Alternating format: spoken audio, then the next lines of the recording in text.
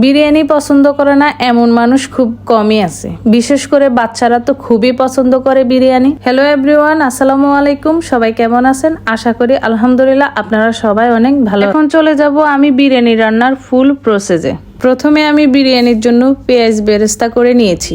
বেরেস্তা করে নিয়ে আমি হাফ উঠিয়ে রেখেছি, আর বাকিটাকে দিয়ে এখন আমি মশলার সাথে কষিয়ে নিব। এখানে আমি পরিমাণ মতো আদা, রসুন, জিরা বাটা এবং মরিচ বাটা দিয়েছি। দিয়ে দিব আমি রাঁধুনি বিরিয়ানি মশলা 1 প্যাকেট। আমি এখানে 3 কেজি গরুর মাংস নিয়েছি, তাই আমি 1 প্যাকেট রাঁধুনি মশলার সাথে আমি সব রকম মশলাই ব্যবহার করেছি পরিমাণ মতো। আমার মশলাটা প্রায় কষানো হয়ে গেছে, এখন আমি গরুর মাংসটা দিয়ে দিব। আমি এখানে চর্বি হাড় সহ গরুর মাংস নিয়েছি, যাতে বিরিয়ানি রান্নাটা খেতে অনেক মজা হয়। সব মিক্স করে দিলে রান্নাটা অনেক টেস্টি আসে। এখন আমি ভালো করে মশলার সাথে মাংসটা কষিয়ে নিব। অনেকক্ষণ কষাতে কষাতে আমার মাংসটা প্রায় সিদ্ধ হয়ে গিয়েছে। বিরিয়ানির মাংসটা ভালো করে সিদ্ধ হলে খেতে অনেক মজা হয়। এখন আমি বিরিয়ানি মাংসর সাথে 1 কাপ দুধ গুলিয়ে দিব। মাংসে দুধ দিলে স্বাদটা দ্বিগুণ বেড়ে যায়। এখন আমি দিব কিছুটা সস দিলে টেস্ট এবং কালার দুটোই হয়। এখন আমি বিরিয়ানির জন্য আলুটাকে একটু ভেজে নিব। বিরিয়ানির আলু পছন্দ করে না এমন মানুষ হয়তো খুবই কমই আছে।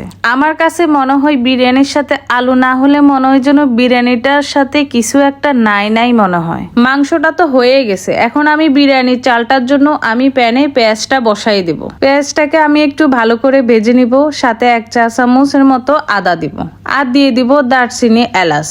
সবগুলা দিয়ে আমি ভালো করে পেঁয়াজটা ভেজে নিয়ে এখন চালটা দিয়ে দিব।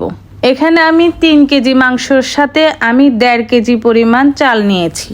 চালটা আমি একটু কমই নিয়েছি, যেহেতু রমজান মাস, সবাই একসাথে বসে খাবো ফ্যামিলির সবাই, তাই আমি একটু চালটা কমিয়ে নিয়েছি যাতে মাংসটা একটু বেশিই থাকে। দেখতে একটু সুন্দর লাগার জন্য আমি কিছুটা গাজর কুচি করে দিয়েছি। এখন আমি দিয়ে দিব ভেজে রাখা আলু। যেহেতু আলুটাকে আমি ভেজে রেখেছি, পুরোপুরি সিদ্ধ হয় নাই, তাই আমি চালের সাথে এখন আলুটা দিয়ে দিব।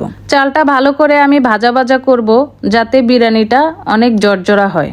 চালটা আমার প্রায় ভাজা ভাজা হয়ে গেছে। এখন দিয়ে দিব আমি গরম পানি। আমি আগেই পানিটাকে গরম করে রেখেছি, যতটুকু প্রয়োজন আমি অতটুকুই গরম পানি দিয়ে দিব। অনেকে আছে চালের সাথে কতটুকু পানি লাগবে তা মেপে দেয়, কিন্তু আলহামদুলিল্লাহ আমি বুঝতে পারি কতটুকু চালের জন্য কতটুকু পানি দেওয়া লাগবে। এখন আমি ঝালের জন্য দিয়ে দিব কয়েকটা কাঁচামরিচ, আর দিয়ে দিব আরো 1 কাপ দুধ গুলিয়ে। চালটা প্রায় সিদ্ধ হয়ে গেছে, এখন আমি মাংসটা দিয়ে দিব। সবগুলা মাংস দেওয়ার পরে ভালো করে মিক্স করতে হবে, যেন চাল আর মাংসটা সমান সমান মিক্স হয়। এই তো আমার প্রায় মিক্স করা হয়ে গেছে।